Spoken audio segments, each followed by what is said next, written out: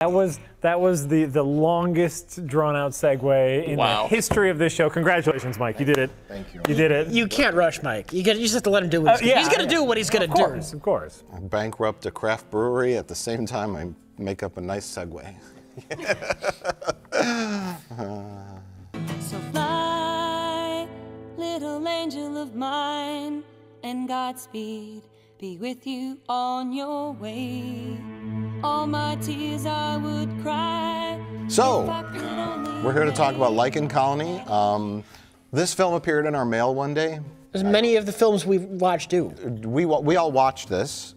Full disclosure, we watched it before. Just for the shits of it, we started watching it with the director commentary, just thinking like, oh, we'll just hear what the director has to say. And we became so enthralled with the director talking about the movie that we started just rewatching the entire movie again with commentary directly after watching it. We needed clarification of the director's state of mind. Much like Dave Wascovich, director of Suburban Sasquatch, of which we watched the commentary for that, we needed to find out if this person was insane. You need to know how and why. How, yes, yes. We learned some hows. I still don't understand why. Wait up. You can't catch me. Can wolves laugh and talk at the same time? Yes, they have superpower. You stop the laughing sound effects when they're talking. This should be common sense. Listen, that's not the important part of this scene. Playing and laughing in the graveyard. This is where normal people play and laugh. To say nothing of yourself. Well, since we all saw it before, Josh, this was your first viewing of Lichen Colony. Yeah, I was not at that screening with you guys, so I went in. First impressions. Or were you all just fucked? Oh no, it's a ghost! Oh no, it's a bear! Look out! It was. You gonna be alright? Wait, mate. Get Sam. What?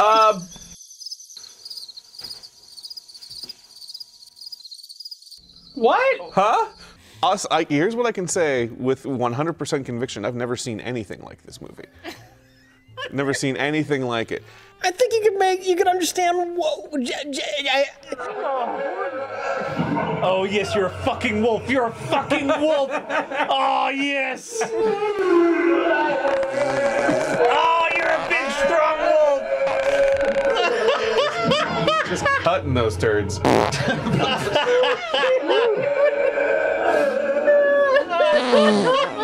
God.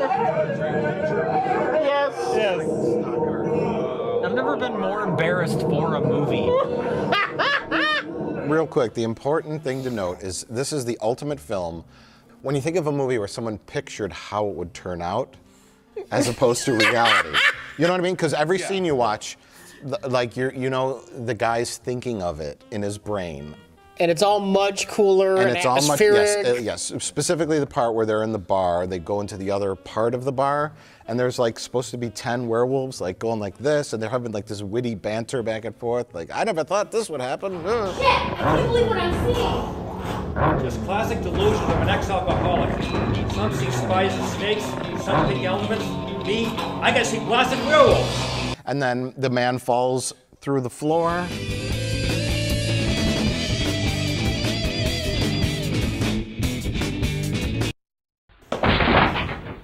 Figure that out.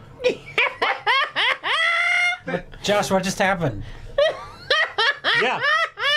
You found a warp? There's. Yeah. And the guy was thinking of this like amazing like action set piece where there's these wolves everywhere and they're surrounded and there's this like dramatic lighting and the camera's moving around and they're But there's one problem. They only have one costume. They only had one costume and they don't have a hole for the man to fall through. And it was executed as poorly as possible. Seriously, I thought he found a warp, and he just he tunneled through his body just phased through the floor. We ask how and why. And we learned a lot about how just the commentary track, but that's one of our theories on the why though. The reason that this doesn't look like a scary werewolf mask is because this is a movie made by a furry, and that was the mask he wears to the convention that he in his hotel room. Again, this is a theory. This is a theory. For legal purposes only, this is a theory. But that theory has led a great deal of credence by the end of the film, because that's just a mask, and it's always just a mask with like some kind of shitty crepe hair like on the arms. Then at the end, there's the costume. Yes, the full-bodied costume. Oh, here it is. Oh! Yeah. Uh-huh. That's definitely somebody's furry outfit. Yeah, that's someone who's going to conventions. Oh, yeah. Yeah. It doesn't have abs, right? Yeah. Yeah, that's like something Bob Uecker would run into in a lobby in a hotel he doesn't want to be in. That reference. I know who Bob Uecker is. You don't know about Bob Uecker and the furries? Never mind. But we get to when we get to that costume, that is a full costume. It's like it's got abs. It's got like the abs are the disturbing part. I think he is a closeted furry. He doesn't. I don't even think he knows it. He just sees himself. There's behind-the-scene featurettes of him building this costume and talking about it, and he put a lot of work into something that looks like a sexualized wolf man. Yeah.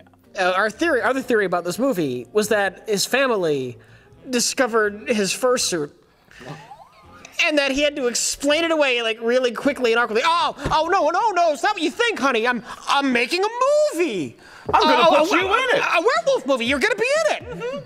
It's all about werewolves. And this costume that you found dirty and in the basement is for the movie. Oh, what's the story about? Well, you see, there was a doctor. Yeah. The doctor moves to a town full of werewolves. That's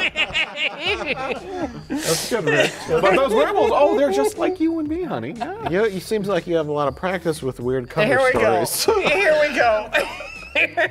I mean, you seem pretty good at it. That's the surface reaction you would get. We did a little research into the creator of this film. I think this was his only film, which is both fortunate and unfortunate. I'm both relieved and sad. Yes.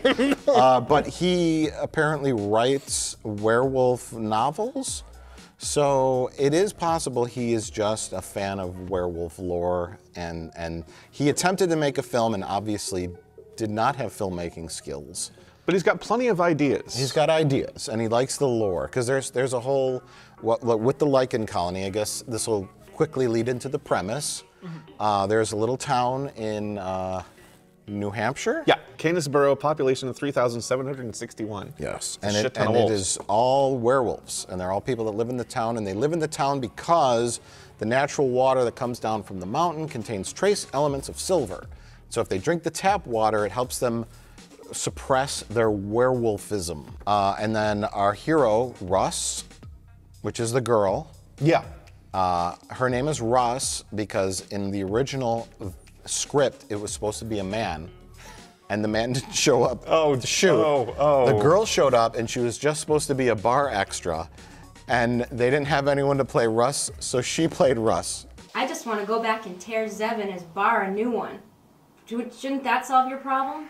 And they left the name because they didn't feel like changing the script. That's fine. It sounds like you're joking. Wasn't that actually in the commentary track? I am not joking, yes. That is true. Yeah. Yes. And then she's there with her brother. They're looking for their father, who disappeared while hunting. And we get to the important part of all of this, which is they run into who really is the main character of the movie, which is New England Dad. Well, we really didn't move here because I had a revelation of being a small town doc instead of the drudgery of the big city in politics of suburbia. You didn't do it to spend more time with me either, did you? Your father had has a drinking problem. One day at a time and all that. Come on. Well, you think he's the main character. The movie starts off with him. Yeah. Him and the son. He's the best part of the whole thing. He doesn't give a fuck, but he talks like he's from New England and he's got Boston chowder. Some years ago, I was an army doctor. I've seen that tat before on elite special forces men. A private rites of passage, a tribal ritual amongst a few of them. And that's really the narrative arc that we think is going to happen. Is like there's a ton of family drama with him, and he's a drunk, and he killed a lady while doing brain surgery on her. And the son has to deal with being a werewolf now because the son meets the woman who shows up in his room at night, even though it's clearly not really night. It's day for night. Well, I think if you want to exemplify this whole, the director had a vision, but had no way of even understanding how to execute it, there's one clip that you can show that perfectly exemplifies that, which is the mom looking through the keyhole. No. No. That's no. No, but people look through the lock.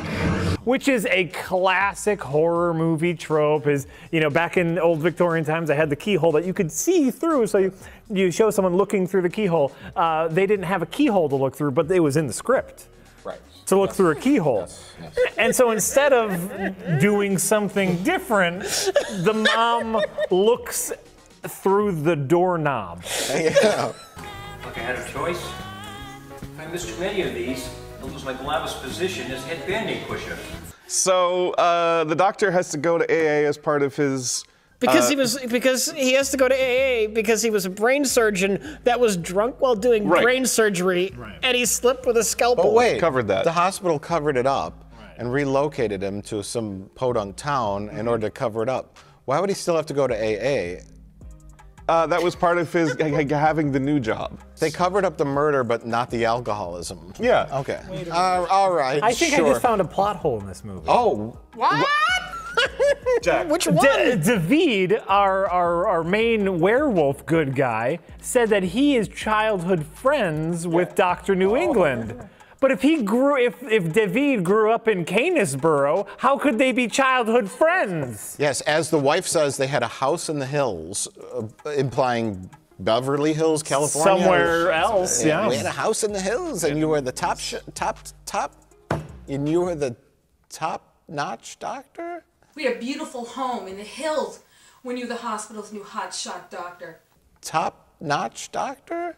Some surgeon. Ha! You're lucky your father is in jail. Honey.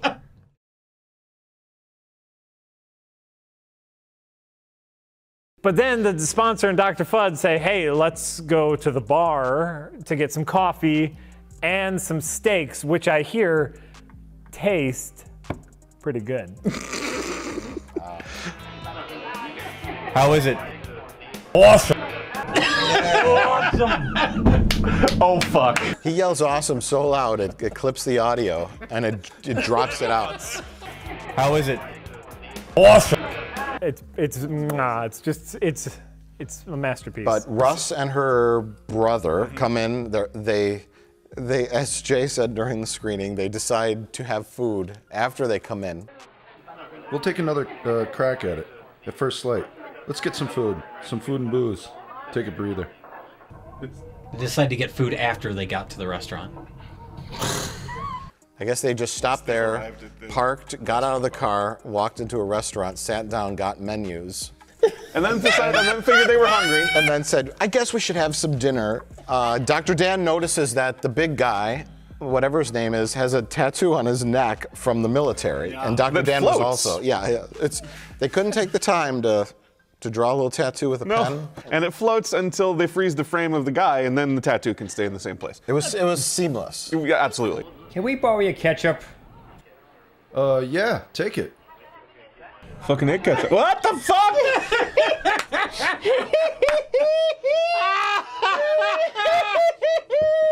No. What? Oh. I forgot about that. That was in the movie. And it's nowhere near it, and it's beautiful. There was an effect? It's hard, like, I work in special effects all the time, so, like, I guess I noticed it, like... He didn't really have a tattoo on his neck? Most people wouldn't even see it. I didn't notice. You know what I am, Mike? I'm a nitpicker. Okay. That's what I am. I guess it's a little nitpicky. It's a little nitpicky. Because to me, I didn't even notice. But the tattoo, if you pay close attention, go frame by frame, doesn't stick perfectly to the neck. Okay. Yeah, I mean, if you're going to nitpick the film, you can nitpick the film. I mean, no one's going to go frame by frame and complain about a tattoo. It's definitely not what's happening on the screen right now. Yeah. Right. It's definitely not in the edit. It's really about the story and the characters. Absolutely. And I was into the characters. How it makes you feel. Yeah. Yeah. There. So Dr. Dan and David join Russ and her brother, whose name I don't fucking remember, at their table, and they're talking about the kid's dad, who Dr. Dan knows. We got to set up the gold watch. Exactly. So they're talking, and they're like, "Boy, he's this character, and he got that gold watch in the service. And remember what it said on it?" And the kid's saying, "You some blobbity blobbity blip blip blip, whatever the fucking say." I remember when he was awarded that gold watch at his retirement for many years of loyal service. I still remember the inscription.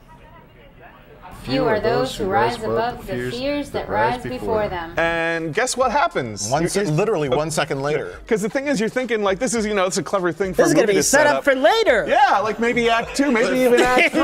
I can't wait for the anticipation to see how this gets paid off. But instead of 2 or 3 Okay, I'll just throw it on the fucking table. Few are those who rise above the fears that rise before them. Oh, good thing they mentioned all this right now. Whoa! Found it. Ah, my watch! What? And it's, freeze frame again on this poorly framed watch that has a terribly put effect of the inscription on. I appreciate the freeze frame instead of trying to motion track the letters.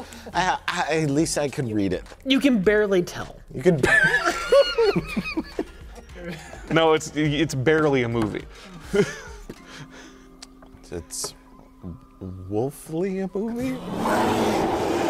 Oh, 'cause bear? Yeah, Wow. You just pick anything that lives in the wood and you think that's going to be a pun? Bottom of the barrel. The wolf roll? The wolf roll. The pun center of my brain was operated on by Dr. Dan. There it is. If only this were a bear movie. Yeah. You'd be fine. You'd be golden. All my puns would be unbearable. Mike, let me pause you for a second. Pause? So we can continue talking about the wolf movie. I thought that was a better one. At least that one was appropriate. Yeah, I thought that. Yeah. It took me a while to think of it while Mike was blathering. Lichen colony? Because it's shitty? Oh, you got him with that one. You got him. See, wow. I always got a secret weapon up my There sleeve. you go. That one worked. Wow. I give that pun a K9 out of 10. Fuck's sake. That's when basically you're supposed to find out with everybody else that everybody in town is a werewolf. Yeah. And the werewolves are there. And that is expressed in one simple word. And that is... Mistake! Mistake!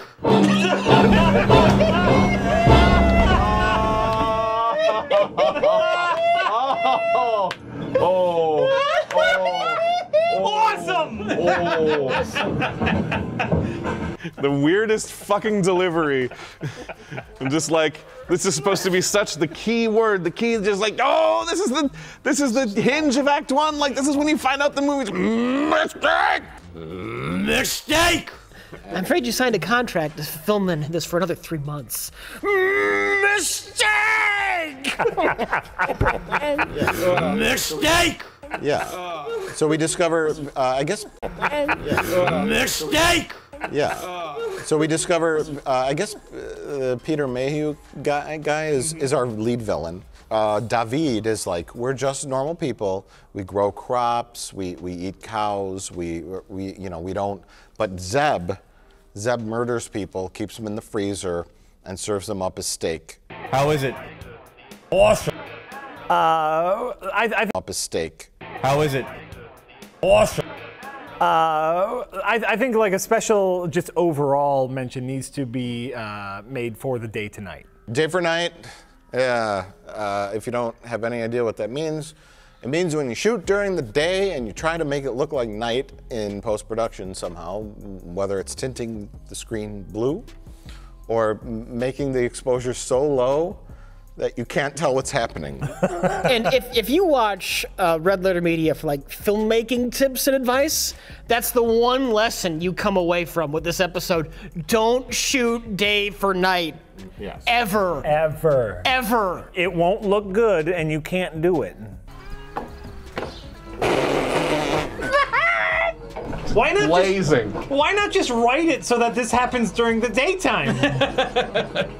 Worst case scenario, get a light, plug it in and shoot it in the woods, turn on your smoke machine. It'll look like garbage, or as we've known from all of our films. But it's better than doing day for night. But they shoot interiors here. They're still doing day for night. I know. They don't have to. It's indoors. It went that far. It went so far. It gets impossible to tell. The movie has temporal issues because you never really know what time it is because nothing lines up anyway, and the scenes are. I mean, like seriously, in the first bar it's night, and then they're in the basement, and then they go up into the second bar and it's full day. And then he goes down into the basement again and comes out of the basement and it's dusky. I wouldn't put it past this movie to do night for day.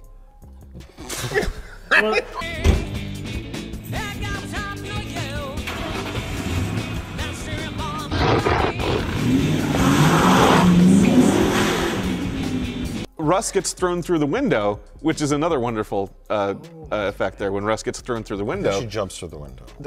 She's trying to escape the werewolf. See,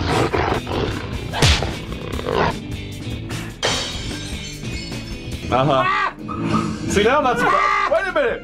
I'm more surprised it's actually night. Oh, look at that! When Russ goes through the window, in an awesome action sequence, she is overrun by the enormous ones of werewolves. Seriously? Bonk! And so her only option is to heroically burst through the giant plate glass window. Where it is night. Outside, it's night. It's actual night. It's so weird, isn't it? This movie would confuse When you Ed see Wood. actual night, it's confusing. Yeah. But he would watch Like in Colony and he would say, "Is this day or night?" He'd say, "That's not my fetish." I wear women's underwear. I thought that was weird. You dress up like a werewolf and get f***ed. So everybody that matters in this movie, apart from the bad guys, get back to Dr. Dan's house, and where they all find out this is when all the exposition happens in a off-camera cue card way, which we can actually see off. With some hilarious mispronunciations. Yes, there are several in And this I'm film. Rich Evans. Fucking damn Amish can do it. Why can't us? I've been undercover for months, trying to infiltrate Zev's pack. I'm sorry. To answer your question, yes, we are allergic to silver, but in its purest form. But in small amounts, it can have municipal purposes. This is where we learn all about the werewolf lore. This is where the director and the writer, Rob Roy, was just really stroking it, having a great time. They come from an ancient... are you telling me he wasn't? Well, we find out when David is doing all his spiel is like this is how they live, and like we're definitely normal werewolves, and we call you Norms because we really love Cheers. Yeah, by using innocent people as your cattle. No, I had no idea what happened at Zev's bar. We grow crops, raise cattle, sheep, same as your norms. Norms? Sorry, it's just a slang term we use with people. What do you think it means? Context clues. Oh, and I suppose, you know, the other important part of this scene is that the son, who we've been hanging out with occasionally, has now turned into a werewolf. An adorable werewolf. Who says "Mom" through his mask. They call him a pup. Because he's a pup. It's awkward. It's It's really awkward. It's a little creepy. Yeah. Then we get that there's the dream sequence for no reason at all. It just cuts right to it. Dr. Dan nods off during the exposition dump, and there You is. don't see him nod off though. It's just all of a sudden there's a cut. Yeah, it's and meant then, to shock you. Yeah. Now let's see what gear you have packed away in that car of yours. I hope you are all hungry. I'm famished. Are those supposed to be his ribs? Yep. Yeah. Uh-huh. Yep. Definitely. Yep.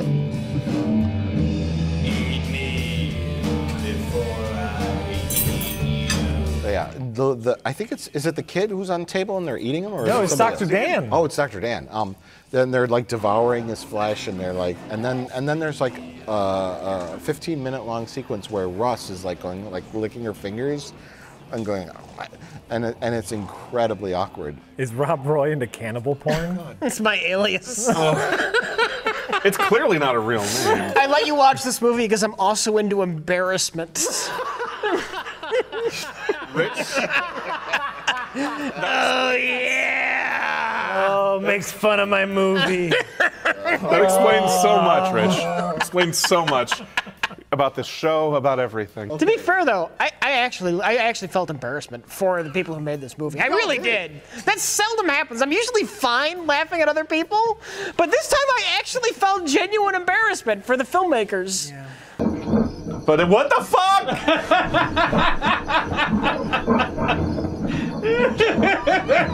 What's going on with his crotch?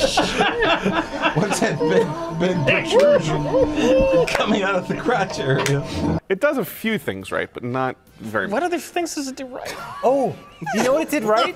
You know what it did right? What? Is that one shot, even though it lasted too long, of the creepy shadow creeping down the stairs when the mom was sleeping. Yeah. That was like the one really nice shot. It's so good, it's on the back. Jay compared it to a David Lynch film, and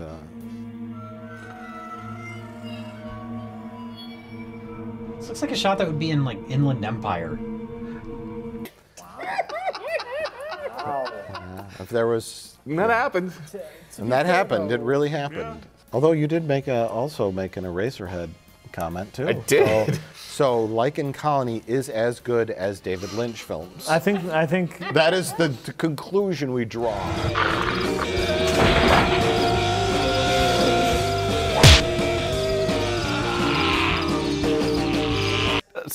David and Russ go off to meet the witch. They're walking in, and then the witch is playing with some alpacas, and then she shoots Russ with her fart gun.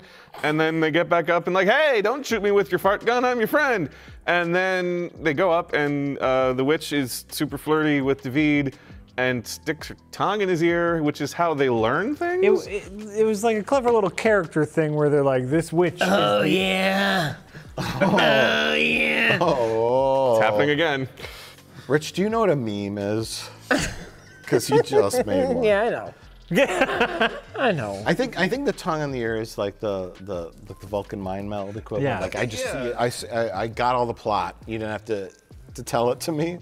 Which, thank you, movie. That was actually like even though it was weird, it was clever showing, not telling. Yes. We understood what was happening without them having to go into. It was Another surprising. thing the movie got right. She learns everything that's going on so far, and then she has another giant exposition dump, which she does through her eyes, directly at the camera.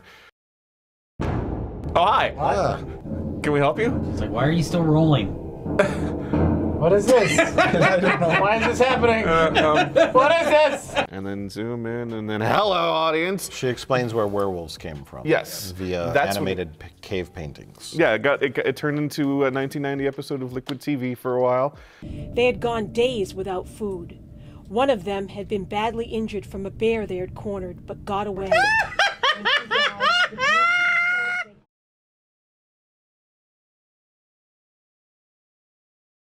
Well, we're set up for a final confrontation. Yes. Russ and David go into the woods to hunt down Peter Mayhew. And David has jumping powers, not unlike Mario or Luigi. And you'll cut me into bits and bits and separate them far enough from each other so I'll never piece them together. Okay? Glad you remember. Let's go.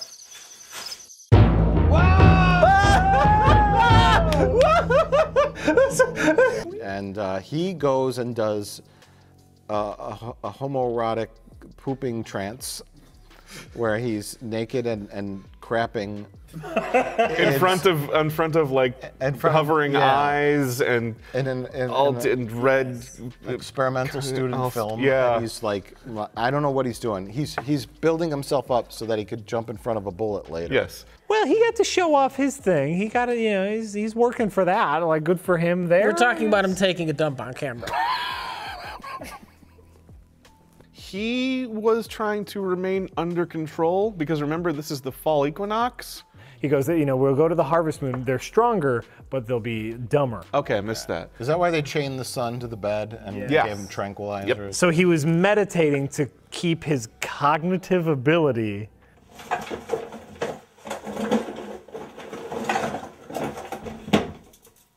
Stuart, where did you get those? Never mind, I don't want to know. How did he know he had them?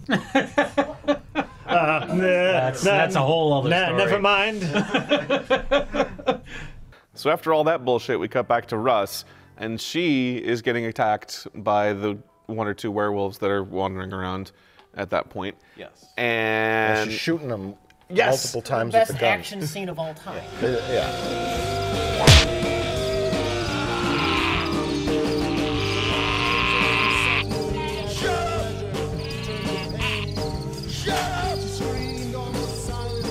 Oh my God. Oh my Holy God. Look, they're editing in real time. Whoa. Mistakes are bound to happen. What the fuck is... Like, it's not even in camera editing, it's editing in real time. Yeah. Jesus! Zoom out. And then there's the one where she rips out his heart and is making it pump with her hand and yells, "Hairy motherfucker" at him. Hairy motherfucker. All right, that's a solid line.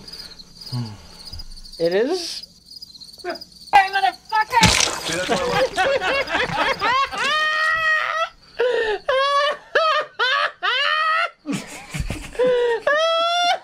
Now 10 more times! Hairy motherfucker! Keep saying it. Here's the curious thing, though, about the end of this movie. There are scenes where they're actually outdoors, right? Yes. Mm-hmm. Why do they intermix that with blue screen shit?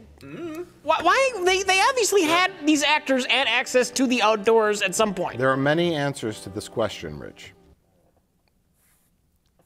Do you have Can I any have one of them? Oh, well, okay. One of them is they filmed for a day, and then the actors refused to show up any more days. The other answer is it Not going back out to the woods. It rained the next day. Oh. And he couldn't think, well, I'll shoot it next week when it dries out. It rained the next day. I guess I got to shoot it on a blue screen, right? He only had 1 week off of work. Yes. He had to fit everything in. Right. So pick the dumbest answer, and that's most likely what happened, right? All right. Given all the other ADR in the movie, why during the blue screen shots are they clearly shooting on-set audio? So there shouldn't be any other packs with them. If you encounter any other packs along the way, don't harm them. And on top of that, why aren't they ADRing the guy, the big muscle guy who has the mask on? How the fuck did that happen? Why couldn't he go out with a camera later? Like, maybe he had to film the actors on a blue screen. He couldn't get Russ back. But why couldn't he go out on his own later and get other shots of the woods to put in the background rather than the one? Yeah. And why was the one shot of the woods slightly motion blurred, as if taken as a screen grab from a... it was a quick pan. That's a damn good question. You go out with a nice camera, a still camera, and take some high-resolution pictures of the woods. I'm only going out to the woods once. The big muscly guy you mentioned, by the way, is her brother, who died earlier, but now has come back as a werewolf. Right. He gets his throat slit by Peter Mayhew, and then Dr. Dan performs surgery on it by putting his dinner napkin on his neck that gets soaked in blood. And then after he passes away, he covers the corpse with his greasy dinner napkin soaked in blood. Well, Dr. Dan is thinking, well, this guy is obviously a goner, but I'm a doctor. I gotta look like I'm trying to do something. I put a napkin on it. I mean, a lot of the end fight will just be showing clips of how awkward and terrible all of the action is. And that's kind of where we are. The green screen is there's one section of green screen where there was a hole in the green screen, and so part of the forest is flapping open. Just horrible, all horrible. None as inexplicable as the cartoon furry bad guy. It doesn't look like a werewolf. It looks like a mascot at an amateur league baseball game. It's just the worst, but it's our main villain.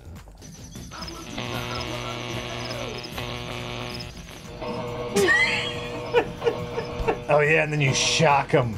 Yeah, then you shock the wolf. Just shake a bunch in that costume. She's floating above the ground. Well, she's a witch. Yeah.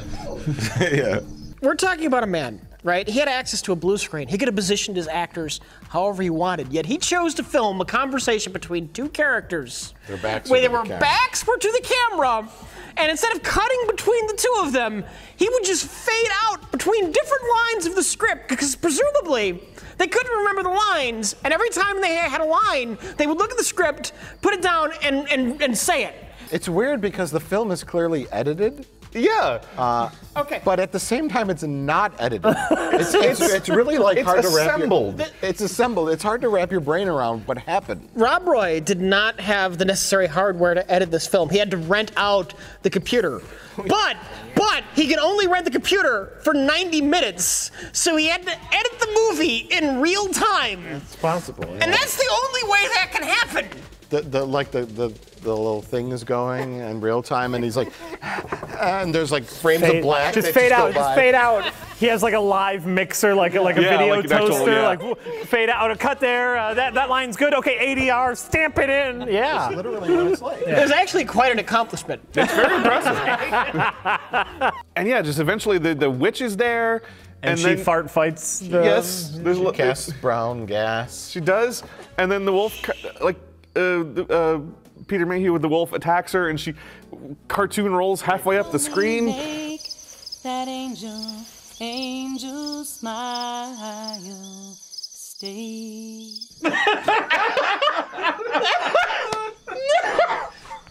How do you do that? How do you put that in your movie and say this is acceptable? Like, Stay.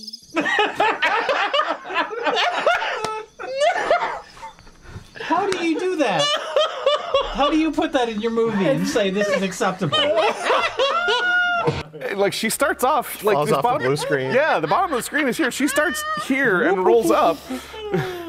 Follow, you must lead. Oh. Well, that's. What kind of movie you guys making? Three-way. Hold up. What kind of movie? What kind of movie you guys making? Three-way. Hold up. What kind of movie are you making? Are you making a porno? There's no way this movie wasn't a weird sex thing. That's where it crosses the line into, oh, he's masturbating. Yeah, that's the scene that really locked it in. He was nominated in one of the new Oscar categories called Furiously Masturbating for 90 Minutes While Live Editing a Motion Picture. But they withdrew it. They withdrew that category, Right. particular category. He was the only entrant. No, Brett Ratner took it every year. Oh God, you killed Mike. That is apropos. Yeah. It is. It's like if that's not coming over the mics, we really should be dubbing that on.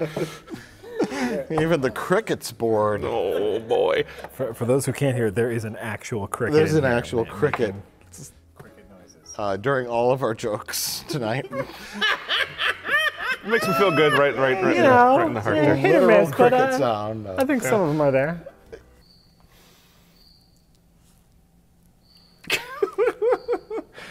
Here's, I think, an appropriate question to end this on. Yeah. Does this dethrone Curse of the Wolf as the most awesome werewolf movie we've watched? Oh boy. They're really two different animals.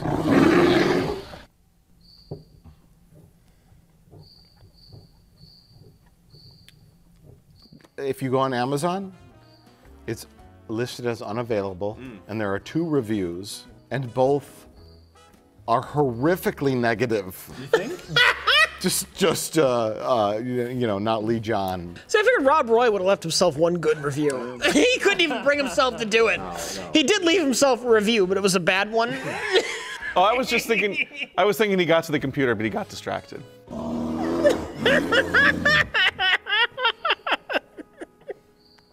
He knows what he's talking about. I hate you so much. He goes to the Google bar and types in wolf, and then it auto-fills the rest. Use your imagination. Honey, something weird happened when I went to go Google a wool sweater.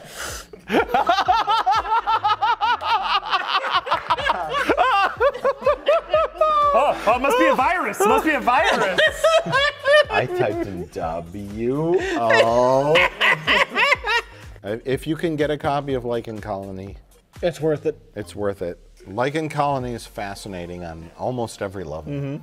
If we were to sum up Lichen Colony in one word, it would be tour de farce.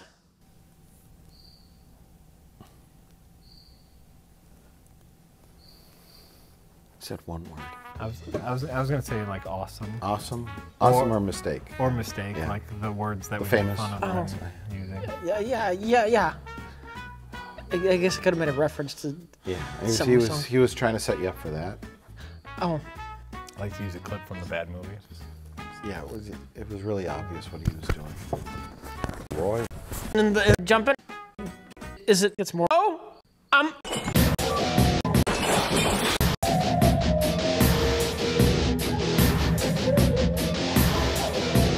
You norms, because we really love Cheers. Discover, I guess Peter Mayhew guy is our lead villain. David is like, we're just normal people. We grow crops, we eat cows, we don't. But Zeb ate the freeze frame instead of trying to motion track. Whoa! To get some coffee and some steaks, which I hear taste pretty good. How is it? Awesome! Awesome!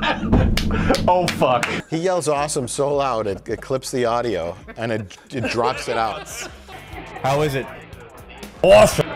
It's a masterpiece. But Russ and her brother come in. They, as Jay said during the screening, they decide to have food after they come in. We'll take another crack at it at first light. Let's get some food and booze. Take a breather. They decided to get food after they got to the restaurant. I guess they just stopped there, parked, got out of the car, walked into a restaurant, sat down, got menus. And then figured they were hungry. And then said, I guess we should have some dinner. Dr. Dan notices that the big guy, whatever his name is, has a tattoo on his neck from the military. And Dr. Dan was also, they couldn't take the time.